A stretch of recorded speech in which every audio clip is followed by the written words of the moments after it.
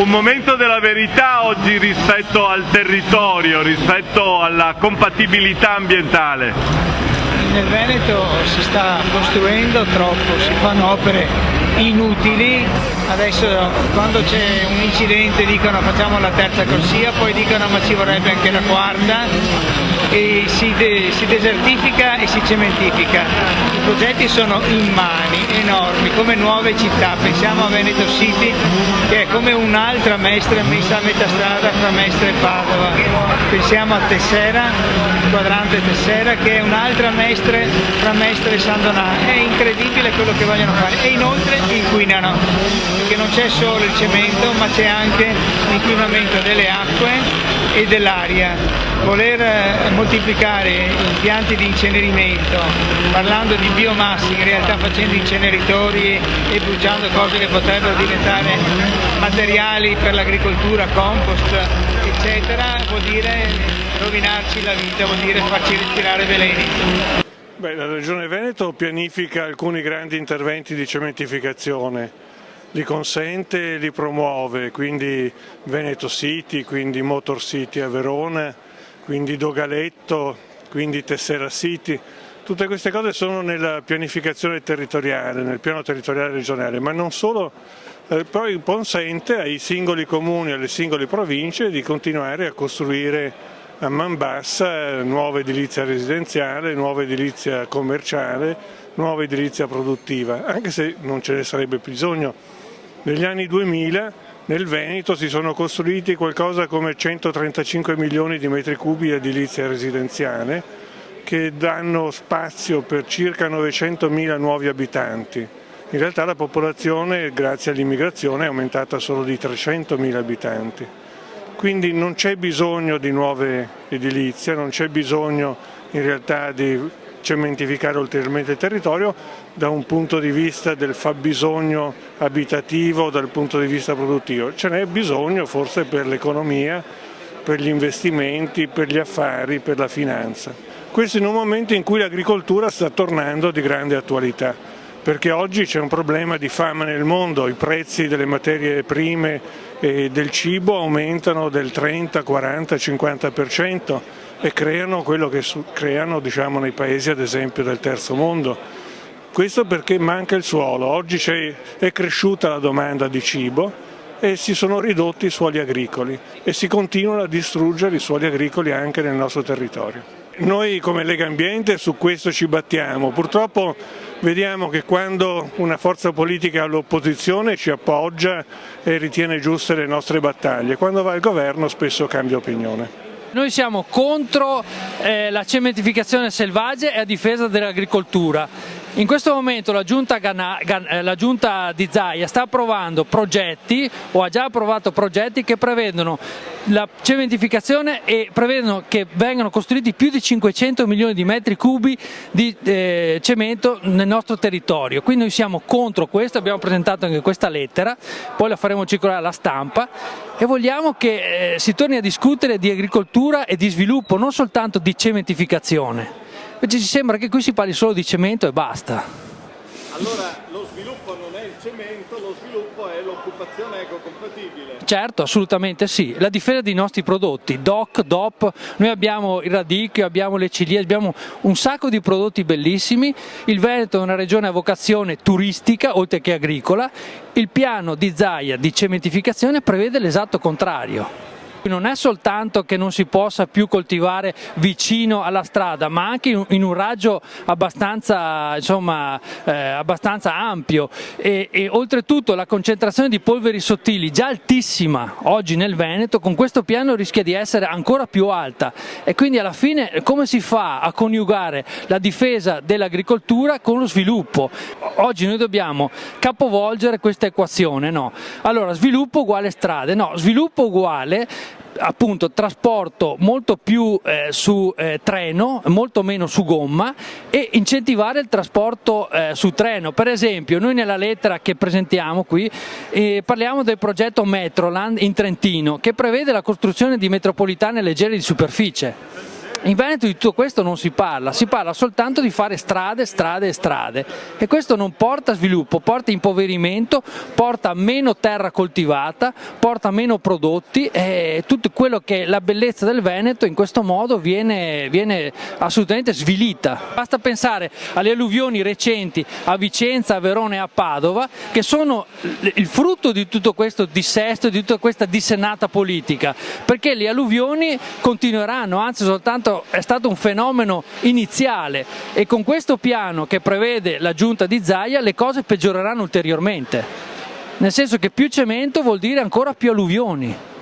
più disastri, quindi è un futuro non sostenibile quello che ci viene proposto oggi dalla giunta di Zaia.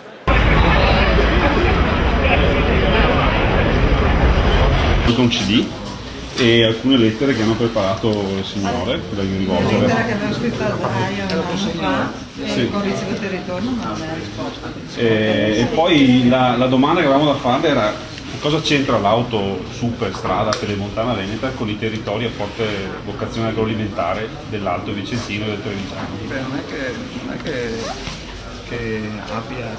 c'entri perché la pedemontana passa, e il problema è cercare di trovare un equilibrio giusto tra lo sviluppo del secondario e anche del primario con lo sviluppo del territorio. Tenete presente che in Veneto l'80% è ambiente e agricoltura del territorio veneto. Dobbiamo cercare di trovare un giusto equilibrio tra lo sviluppo, che a meno che non si voglia decidere di stare fuori dallo sviluppo. Questo non vuol dire che la pedemontana sia necessaria per lo sviluppo di altri, vuol dire che è interessante per il Veneto ma anche di altri. Io direi, siccome il Presidente Zaia è sensibilissimo a queste cose, lui sa benissimo che l'interazione forte con il territorio è un presupposto importante per poi prendere le decisioni. Quindi so che non solamente su questo tipo di partita ma anche su altre partite ci sta lavorando, proprio perché ci vuole un equilibrio tra le esigenze di tutela ambientale e le esigenze di sviluppo, che però devono andare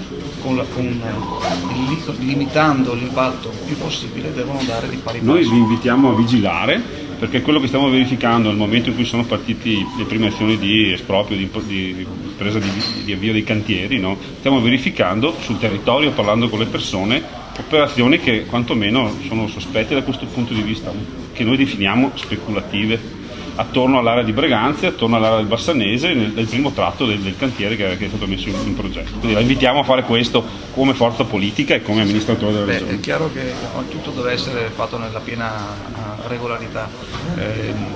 Io credo che stiamo parlando di opere che vanno al di là di una visione puramente territoriale, anche se è evidente che se passasse vicino a casa mia magari Non è anch'io. Però è questione di territorio sprecato e soldi pubblici sprecati. Infatti questa sarà l'analisi che faremo rispetto ai costi-benefici rispetto alla costruzione. Però è evidente che credetemi, in questa situazione si prende in considerazione tutto, la tutela ambientale, perché oggi parliamo di agricoltura e di ambiente in termini anche economici e di valorizzazione, con anche una prospettiva di sviluppo. Deve essere chiaro però una cosa, questo lo dico non per voi ma lo dico per tutti quanti, che non possiamo permetterci come politica, non si parla in questo caso, però di bloccare uno sviluppo che in questo momento già non esiste, perché siamo sotto zero in termini di produttività, in termini generali a livello nazionale e europeo. Puntate sull'agricoltura allora. Oggi noi stiamo puntando. Continuare a costruire perché capannoni. la pedemontana porta via non so quanti campi. Cerchiamo di capire L'esempio esattamente. è Valle dell'Agno. Un'altra cosa, facendo il tunnel Malo Castelgomberto, tagliano molte falde.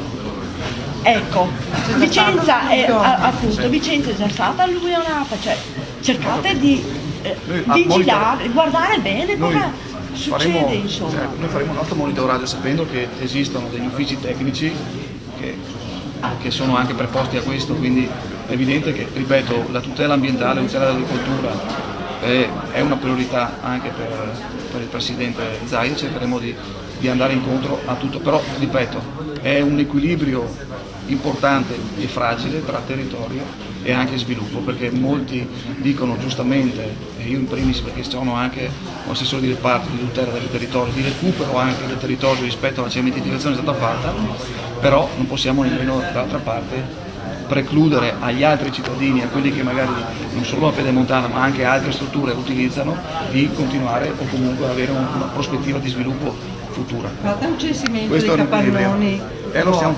Lo stiamo facendo. No, anche... controllate anche il PTRC, l'articolo 38, che è tremendo. In Pedemontana ha una ricaduta. L'articolo 38 parla di queste aree strategiche attorno ai caselli, si parla di aree per 2 km di raggio.